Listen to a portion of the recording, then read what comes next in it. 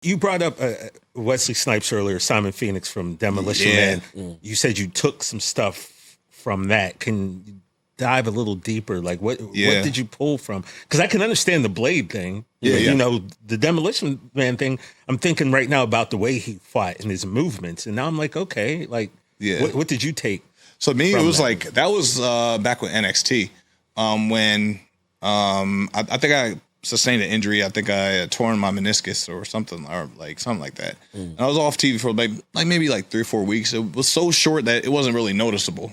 Like some people think I never got hurt, but I was off TV for 3 or 4 weeks, and I went to an NXT taping, and I was just like, I was unhappy that I wasn't on this. I'm like, it's almost like one of those competitive things. Like, you put this on, not me.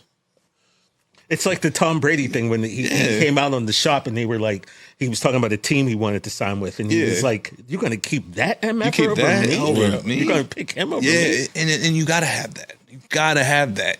You're like, it's nothing against who's getting the opportunity, but it's like, I should feel like I'm better than that. I should feel like I deserve the starting job on any team, you know? Like, and that's how I felt. I'm like, I need to be a starter. Like, I don't like this. So, I approached Trips, and I was just like, yo, we had several conversations months before, and I've said this in other interviews, but I was like, I kept asking him, like, what do I got to do to be one of your guys? What do I got to do to be one of your guys? And you can tell who the guys are, you know?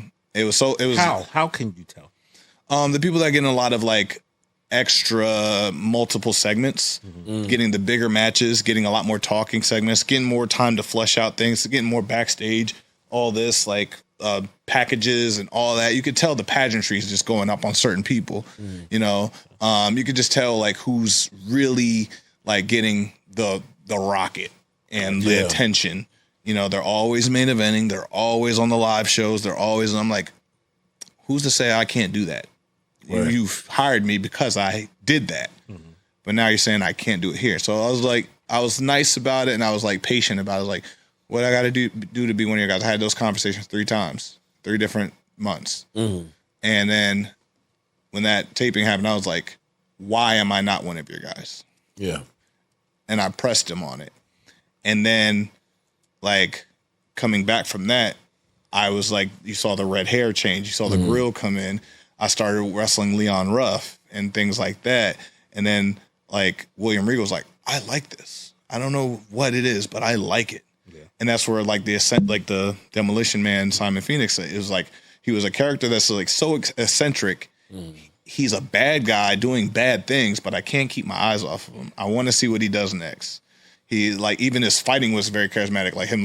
Remember him trying to tapping on the computer, and he's just and he's and the guy, he's just playing around with people because he know he's dead. He's just or he's saying things before he does it, you know, just playing around. I'm like, I like that. I want to toy with my opponent because I know they can't beat me. I have them. So that's where the Leon Ruff was a very good experimental stage for that. Is and some people don't even remember that I lost the first match with me and Leon Ruff. It was 4 minutes long and I lost. But people don't remember that because the character was just so eccentric. We wanted to see the character. They wanted to see where he went next. And I was like, got it. Bingo. And that's where I just started playing with things. And that's where I got into a pocket that they couldn't control it. They didn't know how to, and they couldn't maneuver it. They couldn't put their strings on it because it was not their creation, it's mine. And now, so the only way to properly use it was to come to me for it. And that's where I kind of came through in the back door to get my push with Hit Row. Right. So it was a whole mind trick, but it was no, I know this will work. And I have to be confident in the fact that I know what I'm doing, and you can only get this from me in my mind. Watch new episodes of No Contest Wrestling every Wednesday or listen wherever you get your podcasts. And don't forget to follow us at No Contest Wrestling Podcast on Instagram.